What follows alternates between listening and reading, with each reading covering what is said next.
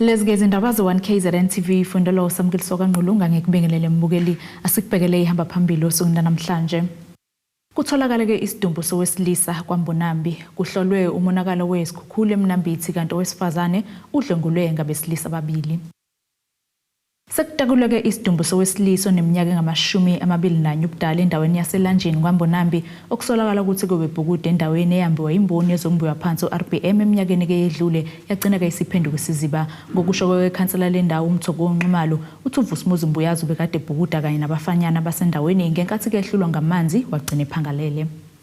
Kuhlwe emini emzini wakwaMbuyaze eLanjeni kwaMbonambi ngenkathi Kuminze indodana yakhona eneminyaka eyi-11 obudala uVusimuzi Mbuyazi. UMbuyazi uminze endaweni eseyaphenduka isiziba ngemuva kokuba inkampani yensimbi Richards Bay Minerals kafuphi Rbm yaqeda ukusebenza kule ndawo yabe isishiya ingayigqibile eminyakeni eminingi edlule. Isihlobo sikaMufi uZakhele Ngwane uthi ke baphele naso zwaneni ngalokho kwenzekile. Sidangele kakhulu ngalento yenzekela kuleli damu leli. Vele sathi ukukhomplayina kancane ngalo sinokhansela ukuthi leli damu alihle kahle. Bese ngacela uRBM ukuthi usigqibele lona. So kwasukuba ne-delay ke bakhona. Njengamanje sesicela ke njengamanje ukuthi uRBM uyisukumele indaba lamadamu lawo. Njengoba seqale kwakwilizo yedwa nje ngiyazi ukuthi abantu bayabizana. Besicela uRBM njengamanje uyisukumele phezulu le ndaba lamadamu lawo. Ngoba njengamanje sathi ukukhomplayina ngawo lamadamu lawo sakhuluma ngawo wagqiba lapha phezulu kuphela wawashiya lamabili. Besicela uRBM usigqibele lamadamu njengamanje ngoba lamadamu asiphethe kabi kakhulu abasesithathela umfowethu kuye yedwa ke kuma wakhe ke futhi. Ikhansela lendawo uMthoko Nxumalo uthi ke sekukaningi bekhuluma ngobungozi balendawo kepha ke bazothintana nezinhlaka ezifanele ukuthola izixazululo ikakhulukazi njengoba sekwenzeke lesi sigameko. Into esizwile ngoba bebebathatha abantu bebela so ngicabanga ukuthi laba bafana bebebhukude bebathatha so lo mdala uyena umuntu okuyena oshile engicabanga ukuthi bathe bayazama ukumsiza laba abancane kwaukuthi vele sekubhedile. Okuke kwakhulunywa ngale ndawo ngicabanga uziningi nje igameko la ingane beyibhukuda la zizama ukuthi zivile ukuthi ingenzi la so into eyenzakile bekunama security agadayo okwamanje la so asazi kulesigameko ukuthi kwenzakaleni noma bekade engekho ama security noma kwenzakale kanjani so kodwa ke into esibukayo ukuthi abefuna hlalwe phansi kubonakala ukuthi ukuze egwenywe lezi zinto ngabe iyaqhubeka le ndawo igadwe noma iyabulawa nje ingabikho nhlobo ngoba akekho umuntu ongavumela isimo esikanje ngoba izingane okwazi ukuyilawula ziyeza zilazi ingene uthola ayibonwa umuntu sesibona sekunesigameko esikanje so kuke kwazanya khona imzamphathi ke sisakhulumele ukhosi bendawo engicabanga ukuthi induna ngiyithintile ngalesigameko sesizozwa ukuthi kulezi ingxoxo abanazo nenkampani uRBM bafikisana kuphi ukubona kathi ivimba kanjani lena. Kanti ke lenye lamalungu omphakathi liphawulile ngalolu daba uNkosikhona Zikhali uthi ke bafisa ukwazi ukuthi onogada laba babekwa inkampani Rbm kule ndawo bebeyephi njengoba namuhla bebengafaniswa nangalokukhalo.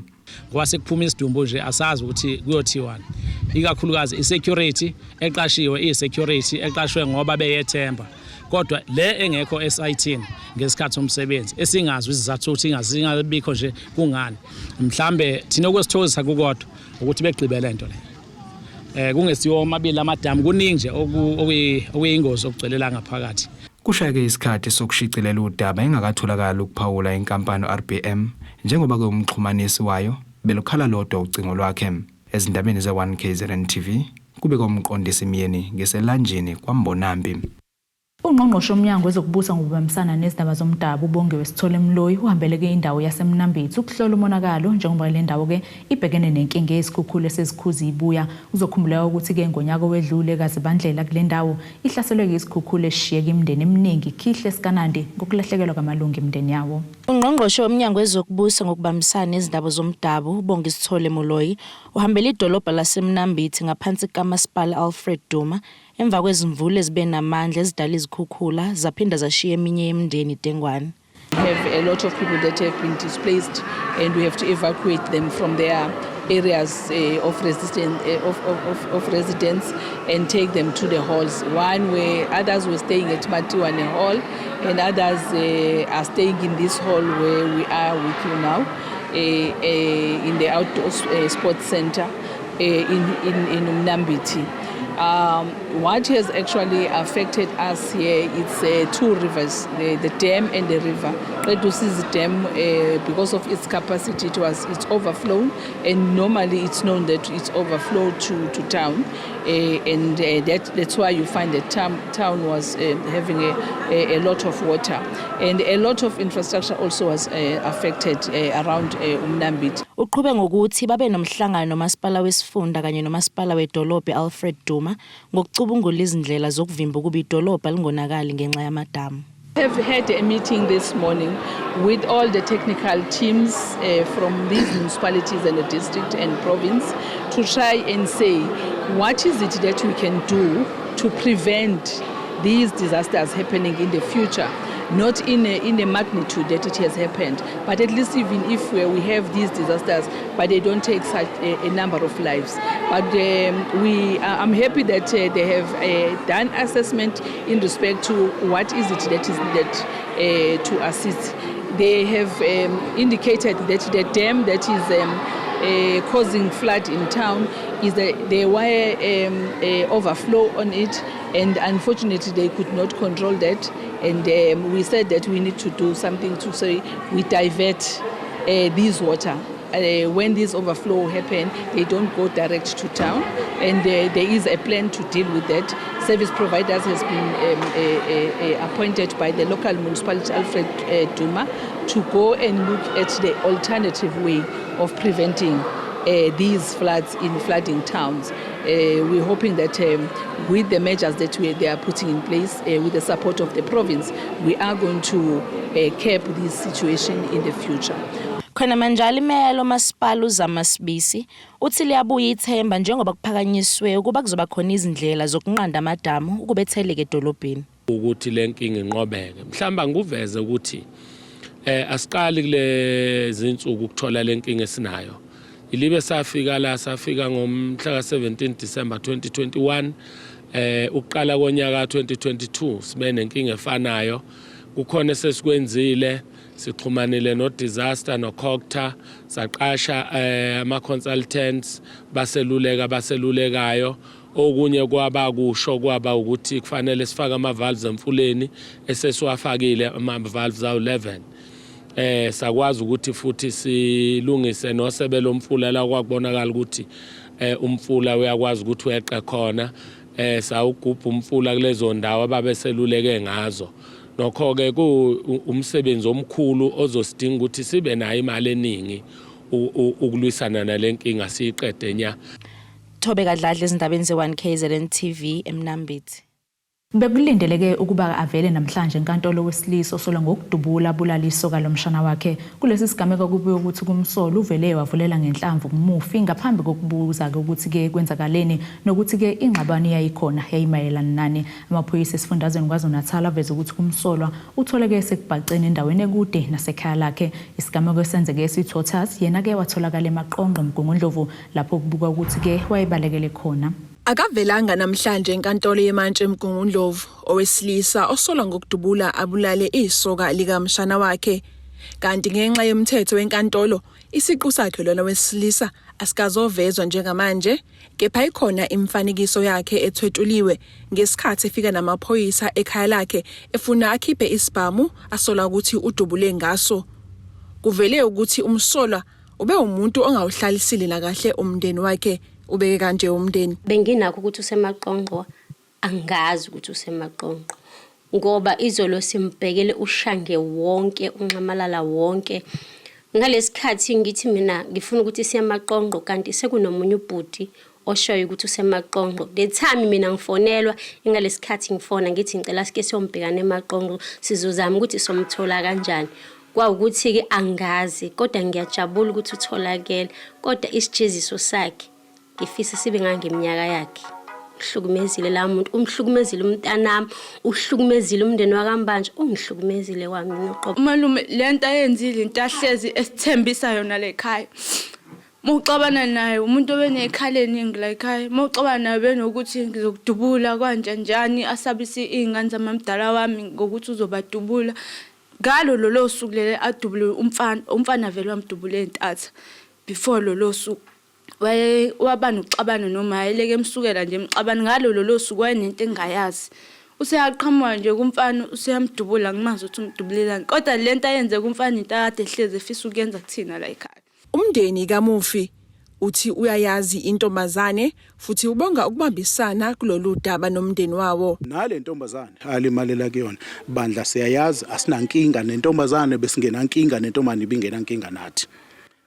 Njoba naba kubo bandla kusukela kwenzeke lokho bagqiqa nathi bahamba nathi lapho siye emaphoyiseni siyesibhedlela sasihamba nabo nasekuseni izolo basivuswe ibona la ukuzosikhalisa nabo ukuzoveza ubhlungu ngento eyenziwe kodwa ibiyenziwa umuntu owumalume umuntu okufanele ngabe ubekhosela ingane yakhe lo muntu iminyaka yakhe ungaminyaka engaphezulu kwa40 uzodubula ingane na 23 ngale kokuthi 10 kuyena ngokuthi uqhamuke nje ingane inokuphikisana no amaziyo ngoba bebemazi nayo bemazi ukuthi ingane yadadewabo ithandana nalo muntu. Ezindabeni ze1KZNTV ngu-Ayanda Dube se-Sweet Waters eMgungundlovu. Owesifazane wasezinqoleni esigodini sasemanzi amhlophe kuNelsingizimu nesifundazwe KwaZulu-Natal uthi-ke usathukizanya namanje kulandela ukunukubezwa ngokucansi ngabafana ababili bakamakhelwane beshintshana ngaye. Lona kowesifazane ongathandanga ukudalulwa uthi-ke ukumenza azizwe enokwesaba ukuthi-ke omunye wabasola usacela amathafa. Ekhuluma-ke neziko lezindaba uthi-ke usele nemvimbi emzimbeni njengoba baqala ngokuthi-ke bamshaye ngaphambi kokumdlwengula. Kusenzima ukubhekana nesimo adlule kuso. Owesifazane oneminyaka engama-23 wasezinqoleni onyukubezwa abafana bakamakhelwane ababili beshintshana ngaye. Lona owesifazane ongathandanga ukudalulwa uthi le mgulukudi yayibacuthele nokwathi uma engena endlini bamlandela base bemenzakalisa. Babesicuthelile bambi besilandela naye nonkosilo akaShezi. Babesilandela bafika endlini bafika bahlephula zonke izintabo zagesi baziqathula bahlephula nayo iglobe mabese bangena ke bangishaya ke bangilimeza ubona nginjena kanjena bangishaya bangilimaza nje kwazi kwasekuseni bangiyukubeza. Babeshintshana ngami because maqala lo umfana lo nkosilo akaShezi kwaqala because wathi sengena ubhuti wami ezangihayiza kakhulu ebusuku wafika seyena sebaleka sedundubala seshona le phezulu because washiya vini izicathulo zakhe kasekusele lo munye lo wala kamakhelwane ke yena ke naye washiya yonke into because wafika la kubo nje inqono because khona ngisho izicathulo zakhe lekhaya amakhadi akhe ama-IDs impahla zakhe yonke into nje yakhe ikhona because amaphoyisa bathatha uphaqa wodwa. Uthi okumzwisa ubuhlungu kakhulu ukuthi omunye wabasolo usacela amathafa. Usaqana sala ngaphandle lo nkosilo akaShezi. Ihlungu ke kona ke noma nginyuka la ngaphezulu esitolo because angazi noma ngahlangana naye endleleni aphinde futhi angibambe because vele kuthiwa unabo ugebenga nabo. Ngifisa ukuthi abantu aboshe ayeke into lokho icana sala ngaphandle. Ube esecela usizo lokululeka ngokwengqondo njengoba ethi kwesinye isikhathi akazizwa kahle emqondweni. Ngiyadinga kakhulu usizo lokho because yazi ngesikhathi noma ngapha ngihleli bengithi ngihleli ngibona ingqondo yami ngesikade ngicabanga njemile nje ngiphaphamisa umathi uma hayibo ngazi noma ngathi nje bengathi ngicabanga kahle into ngesikhathi uthi ngihleli ngizwe sengikhuluma into engayizwa nje nami kahle. Ngicela usizo ngangisiza ukululeka umqondo kancane. Ithinta amaphoyisa esifundazwe ngalolu daba. Ukhulumela amaphoyisa uRobert Nethunda usiqinisekisile lesi sigameko. Wathi amaphoyisa asathungatha umsola wesibili. Lo mbiko wenu wethulelo uZamando Sicele wezindaba ze1KZNTV ngisezinqoleni emanzi amhlophe. Asike sisishelele etolo sibuya siqhubeke nazo indaba zethu.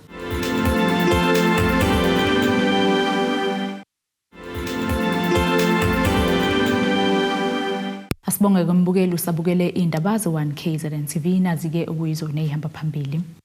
Kutholakala-ke isidumbu sowesilisa kwaMbonambi kuhlolwe umonakalo wesikhukhula eMnambithi kanti owesifazane udlwengulwe ngabesilisa ababili. Umphakathi wase Ward 59 eThekwini uthi ke uyangabaza ukuqhubeka nokuvota kulandela ukuthi ke ungahlinzekwa ngamanzi sekupheleke isikhathi singaphezulu kwezinyanga ezibili engaphumi ke empompini sebephila ngawasemfuleni angahlanzekile. Iziko lezindaba ke lihambele kule ndawo ukuyoxoxisana nomphakathi. Senzima isimo kubahlali bakule ndawo njengoba kuyimanje bethi sebephila ngamanzi omfula angcolile. Hey ave sixakile wengane yami. Amanzi asinawo. Amavata kanti siwagcine egijima lapha ya. Siwagcina kwabona kwaje amanzi asiwabondla. Sikubona siwasha la ingoba asina siwagcine ngoJune. Noma efikile empompini aba uyi-hour noma u2 hours amanzi. Amanzi asinawo. Njengoba singenawo amanzi asikukho la siwakha khona bese sisebenzisa la umfula engekho. Njengoba amanzi engekho. Temasizwa wathiwa inkinga yamavalve akaze amavalve atheni. Mabesisho wathi inkinga yamavalve kusukela ngoko usho ukuthi kusangala umavalve ke namhlanje. Amanye amalungu ANC kule ndawo abesezokalisa nokungenami ngale nhlangano ikakhulukazi njengoba kubhekwa okhethweni. Inkinga kakhulu siyawusupporta lo ANC kodwa egcineni ayikho into osenzela yona. Nje ukuthi amanzi kakhulukazi asinawo. Singenawo amanzi na inkinga yagesi kakhulukazi amanzi kuthina ekhaya. Nginomalume one stroke olele phansi uyawashelwa wenzelwa yonke into elele. So amanzi mabe singenawo angazi ukuthi sizovota kanjani. Mabe kukhona abantu abafayo ngenxa yamanzi. Because phela i-treatment uzongiyakazi uyilande engagezile. Ikhansela liyafonelwa lingayibambi ifoni. Egcineni size sikwazi ukuthi sithathe siphoqe isimo ukuthi size sivala umgwaqo. Into engalungile ukuthi singabe siyayenza ukuthi igcineni sivala umgwaqo ngoba sifuna ukuthi lisiphendule lizosilungisela idingo zethu. Lo mphakathi uthi kunzima nokuxhumana nokhansela ukuze babike udaba lwabo. Kahle noma ungafona uthi uyalifonela ikhansela lakhona kuyasifanela nje. Alibambe kacingo alenzi lutho liyinto nje lumhlobiso ikhansela la asinalo. Kodwa makuzovotwa bayazi yonke lemisi thina ke hlala nesiguli asikwazi ngisho ukwenzani kodwa amanzi awekho. Sizomwashela la kuleli chophosi.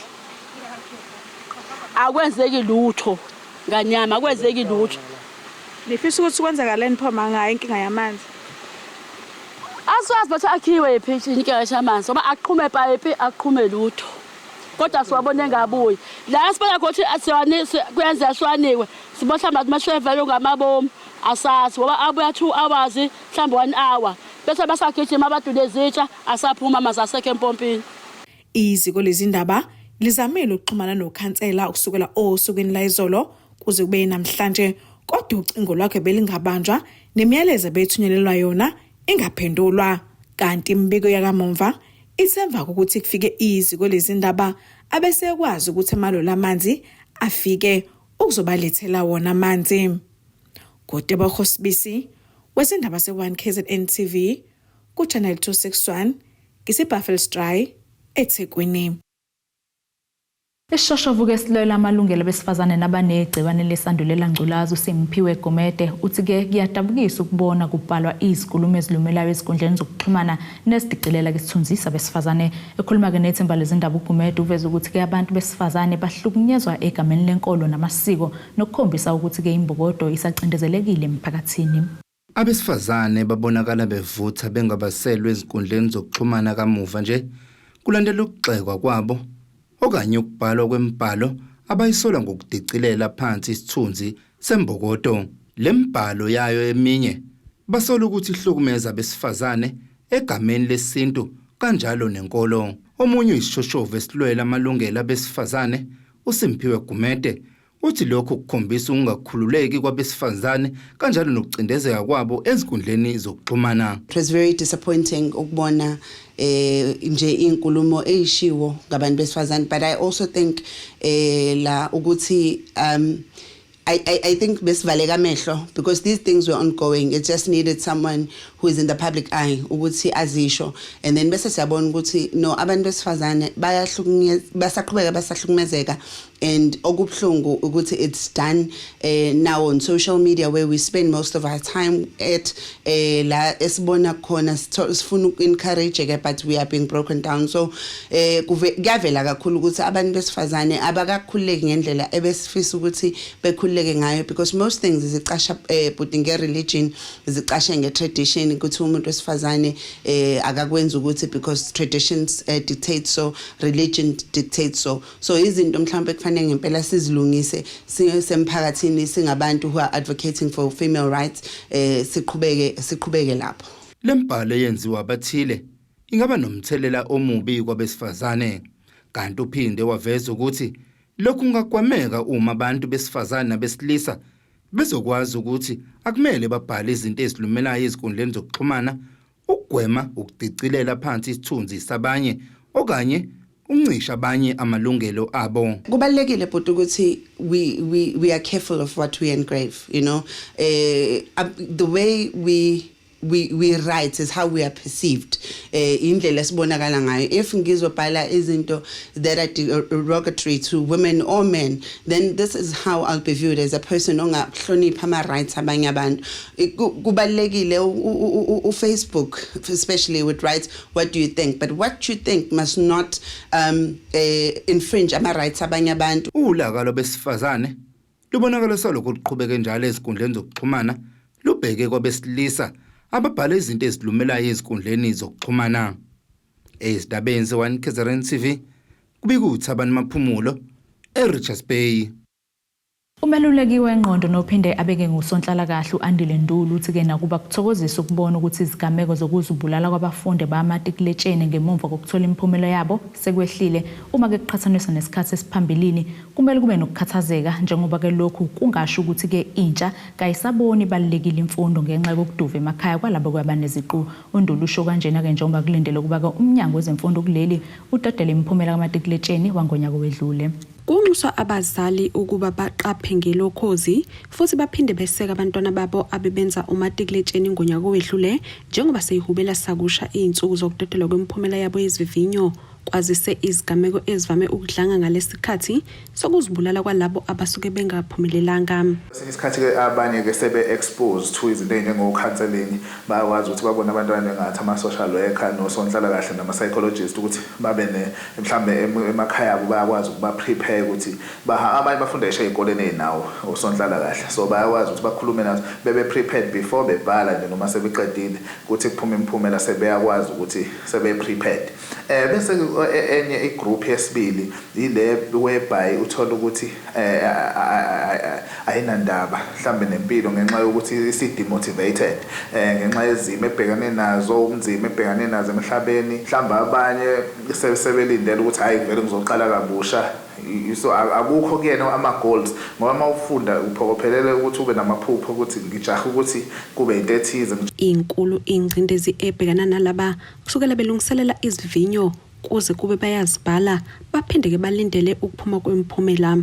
uNduli usike imndeni mayibeseke laba ingavumeli ukuba bahlale ngabodwana isikhathi eside kanti futhi ingabehlulela ngemphumela abazoyithola. Kumele imndeni nemphakathi sibagqugquzela abafundi ukuthi ukufeyila kubalekile, I mean kwamukelekile, kodwa ke bangathi mase befeyilile ke sebeyinikela kuyindakamizwa sebeyinikela kwizinto ezwrong noma sebehlala phansi begive up. Lokho kuzokwenza ukuthi noma efeyilile umntwana kungabe ukuthi sekuyintembe ekhaya enga-acceptekile noma engamukelekile. So kubalekile lokho ukuthi sikwenze nasekhaya bengabavumeli ukuthi bahlale ngabodwana benganayo into abayikhipha busy ngayo, ngoba izifike nje lemicabango ngoba vele uthe eqeda ukufunda umuntu wa relaxa kakhulu wahlala phansi wangaba nayo into ayikhipha busy ngayo, so kunesikhathi esiningi sokucabanga yonke imicabango negative. Laba belulekwe ngabangakwenza ngalesikhathi njengoba besalindile. Uma ke usufeyilile njengomfundi balekile ukuthi usebenzise indlela njengokuthi uthole umuntu ozokwazi ukukhuluma naye ngama emotions akho, ungakuvaleli ngaphakathi engathi ku right noma mhlawumbe kwamukelekile. Abanye uthola ukuthi bafihlile isho ekhaya ukuthi ufeyilile ngenxa ukuthi uyasaba ukuthi kuzovela ukuthi ufeyilile. So kubalekile ukuthi usheshe ugonyuluke ukuthi ngifeyilile angiphumelelanga, nansi indlela engizizwa ngayo, mhlambe futhi nansi iplan yami, bese futhi nathi sibasiza ukuthi futhi sibaplanise ukuthi ayi kuyaqaleka phansi kuyaze lezo ifundo ongazenzanga kahle ziyenzeka bese ke futhi masibona ukuthi kumcindezele kakhulu sibatholele usizo oluprofessionally. So kubalekile ukuthi as umfundi ikhanda lakho noma ekhanda lakho as umuntu okade efunda kube khona izinto ezu90% ekhanda lakho kube izinto ezipositive, so ube nama positive self talk, izinto ezokwazi ukuthi uma ukhuluma nawe ngaphakathi lakho kube khona izinto ezipositive okhuluma ezikuqhuzelayo ukuthi uqhubekele phambili noma athiwa kwenzakalani noma athiwa uyafeyila kodwa wazi ukuthi upositive about impilo usazoqaleka phansi. Eyindabeni ze1KZNTV kube kuntombi khona mvubungisi eThekwini. Asiphinde futhi sithathe ikhefu sobuye sibuye nazo indaba zethu.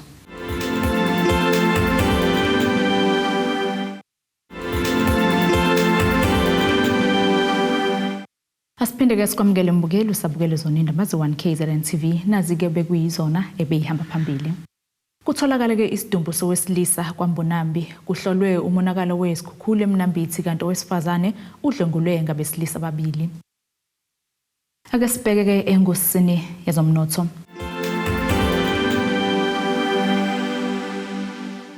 Irandi lu 18.73 maqhathaniswa nedola laseMelika libo 20.47 maqhathaniswa neeuro lase-Europe libo 23.77 maqhathaniswa pound waseBrithani. Igolide lona $2,025.67 i-ounce olungahluziwe wona $77.59 umphongolo. Ake sibheke ke engosini yezemidlalo. Umqeqeshi weHollywood Bets Sharks uJohn Palmtree uvumile ukuthi ke usephelelwa amazwi njengoba ke iqembu lakhe lisaqhubeka nokulahla amaphuzu ku-United Rugby Championship.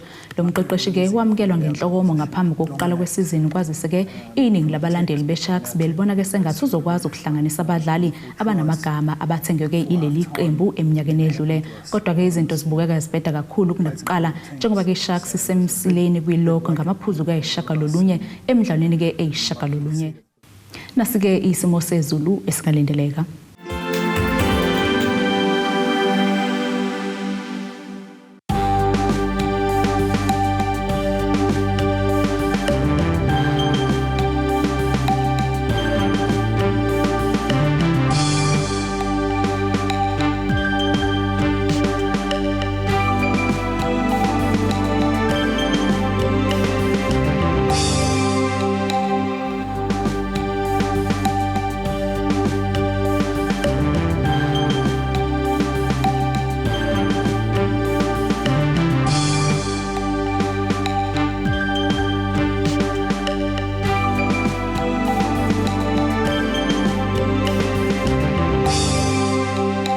Bukelike siyaguqa besiphathele zona usuku namhlanje. Mina nawe ke sohlangana kusasa futhi ngasesikhathi esifanayo.